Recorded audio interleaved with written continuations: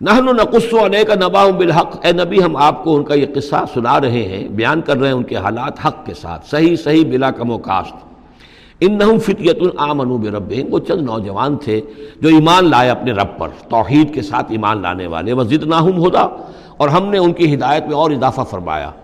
وربطنا علی قلوبہم، ہم نے ان کے دلوں کو ڈھارس دی، مضبوطی دی، دلوں کے اندر ثبات پیدا کر دیا، اذ قاموا، جب وہ بادشاہ کے دربار میں کھڑے ہوئے، اور جیسے کبھی حضرت ابراہیم علیہ السلام نے بات کی تھی اسی طرح ڈٹ کر انہوں نے بات کی، اذ قاموا فقالوا، اور انہوں نے کہا ربنا رب السماوات والارض، ہمارا رب تو وہ ہے جو آسمانوں اور زمین کا رب ہے، ہم کسی اور رب کو ماننے کے لیے تیار نہیں، کسی اور دیوی کو، کسی دیوتا کو، کسی بت کو ہم ماننے کو تیار نہیں۔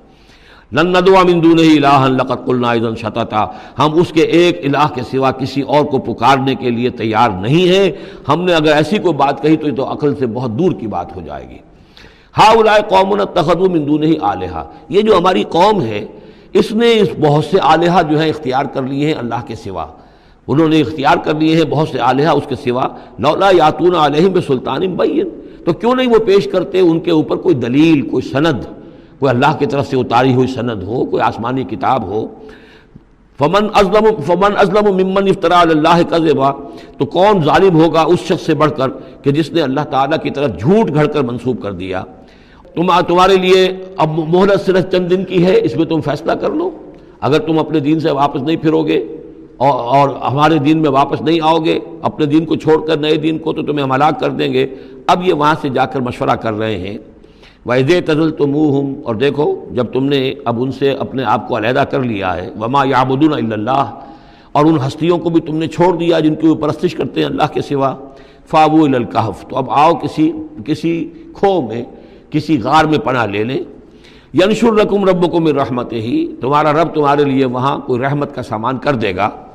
وَيُهَيِّئْ لَكُم مِّنْ أَمْرِكُم مِّرْفَقًا، اور تمہارے معاملے کے اندر اللہ تعالیٰ خاص اپنی طرف سے کوئی نرمی اور کوئی آسائش کا سامان پیدا فرما دے گا۔ وَتَرَى الشَّمْسَ إِذَا طَلَعَت تَزَاوَرُ عَنْ كَهْفِهِمْ ذَاتَ الْيَمِينِ، اور تم دیکھو کہ سورج جب طلوع ہوتا تھا تو وہ ان کی اس غار سے کنی کتراتا ہوا داہنی طرف نکل جاتا تھا، یعنی براہ راست دھوپ جو ہے اس میں نہیں آتی تھی۔ وَإِذَا غَرَبَتْ، جب ڈوبتا تھا، تَقْرِضُهُمْ ذَاتَ الشِّمَالِ، تو بھی وہ کنی کترا جاتا تھا بائیں طرف، تو گویا کہ سورج جو ہے یوں جا رہا ہے اور اس غار کا جو منہ ہے وہ شمال کی طرف ہے، لہذا براہ راست جو ہے داہنی طرف سے ہو کر بائیں طرف سے ہو کر سورج نکل گیا، دھوپ جو ہے براہ راست اس پر نہیں آ رہی۔ اسی اصول پر آج کل جو بڑی بڑی بلڈنگز بنتی ہیں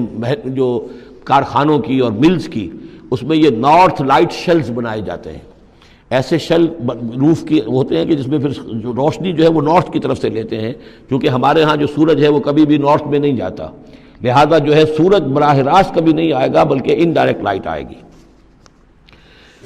وَهُمْ فِي فَجْوَةٍ مِّنْهُ، اور وہ جو اس غار تھی اندر سے کھلی تھی، اس کھلی غار کے اندر جا کر وہ لیٹ گئے، سو گئے۔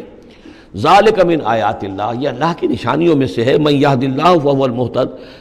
جو